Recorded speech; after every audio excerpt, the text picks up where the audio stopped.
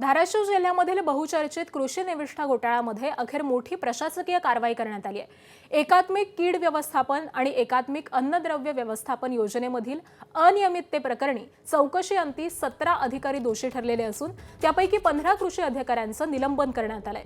कृषी मंत्री दत्तात्रय भरणे यांनी चौकशी अहवालाच्या आधारे ही कारवाई केली आहे। संबंधित अधिकाऱ्यांकडून घोटाळ्याची रक्कम वसूल करून त्यांच्या विरुद्ध फौजदारी गुन्हे दाखल करा अशी मागणी आमदार कैलास पाटलांनी केली।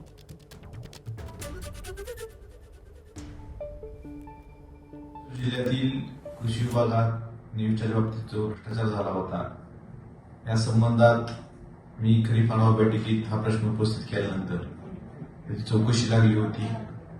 त्या चौकशीच्या अहवालानुसार अधिकारी त्यात निलंबित करण्यात आलेले आहेत।